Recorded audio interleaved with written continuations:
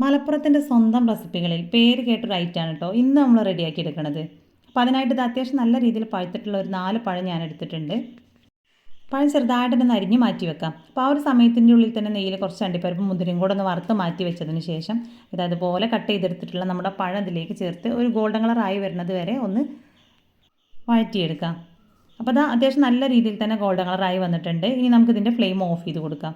ഇനി അടുത്തതായിട്ട് ഇതിലേക്ക് വേണ്ടത് മുട്ടയാണ്. അപ്പോൾ ഞാനിപ്പോൾ അവിടെ 5 മുട്ടയാണ് കേട്ടോ ഇതിലേക്ക് എടുത്തിട്ടുള്ളത്.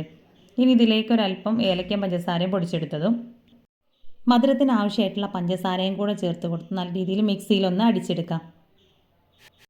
ഇനി അടിച്ചെടുത്തതിന് ശേഷം ഇതിന് വേറെ ബൗളിലേക്ക് തിരിച്ചൊഴിച്ച് കൊടുത്തിട്ടുണ്ട്. ഇനി ഇതിലേക്ക് മധുരം ബാലൻസ് ചെയ്യാനായിട്ട് ഒരല്പം ഉപ്പും നേരത്തെ നമ്മൾ വാട്ടി മാറ്റി വെച്ചിട്ടുള്ള പഴവും കൂടെ ചേർത്ത് ഒന്ന് മിക്സ് ചെയ്തിട്ടെടുക്കണം. അപ്പോൾ ആ പഴം ഫുള്ളായിട്ട് ചേർത്ത് കൊടുത്തതിന് ശേഷം നല്ല രീതിയിൽ തന്നെ ഒന്ന് മിക്സ് ചെയ്ത് മാറ്റി വെക്കാം. ഇനി അടുത്തതായിട്ട് ഇതുപോലെ ഞാനൊരു കേക്ക് പോട്ടിലാണ് ഇത് റെഡിയാക്കി എടുക്കുന്നത്. അപ്പോൾ അതിലേക്ക് കുറച്ചൊന്ന് നെയ്യാക്കി കൊടുത്തതിന് ശേഷം അതെല്ലാ ഭാഗത്തേക്കൊന്ന് സ്പ്രെഡാക്കി കൊടുത്തിട്ടുണ്ട്. ഇനി ഇതിലേക്ക് ഫുള്ളായിട്ട് നമ്മുടെ ഈ ഒരു മിക്സ് ഒഴിച്ചു കൊടുക്കാം. അപ്പോൾ മുകൾ ഭാഗമൊക്കെ ഒന്ന് ലെവൽ ചെയ്തെടുത്തതിന് ശേഷം ഇതിന് മുകളിലായിട്ട് നേരത്തെ നമ്മൾ വറുത്ത് മാറ്റി വെച്ചിട്ടുണ്ടായിരുന്ന അണ്ടിപ്പരിപ്പും മുന്തിരിയും കൂടെ ചേർത്ത് കൊടുക്കാം. അപ്പോൾ ഈ ഒരു സമയത്ത് തന്നെ നമ്മൾ ചേർത്ത് കൊടുക്കുമ്പോൾ അത് കുറച്ചൊന്ന് താഴോട്ട് പോകാനുള്ള ചാൻസ് ഉണ്ട് കേട്ടോ. അപ്പോൾ ഏകദേശം ഒരു 3/4 ഭാഗത്തോളം വെന്ത് കഴിഞ്ഞതിന് ശേഷം വേണമെങ്കിൽ ഇതിന് മുകളിലായിട്ട് ഇട്ട് കൊടുക്കാവുന്നതാണ്.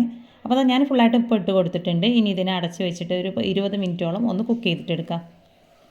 അപ്പോൾ അത് ഇതിൻ്റെ ഉൾഭാഗമൊക്കെ നല്ല രീതിയിൽ തന്നെ വെന്ത് വന്നിട്ടുണ്ട് കേട്ടോ. ഇനി ഇതിനെ ഓയിൽ സ്പ്രെഡാക്കി കൊടുത്തിട്ടുള്ള ഒരു പാനിലേക്ക് തിരിച്ചിട്ടിട്ട് ഒരു 3-4 സെക്കൻഡ് കൂടെ വെച്ച് കൊടുക്കാം.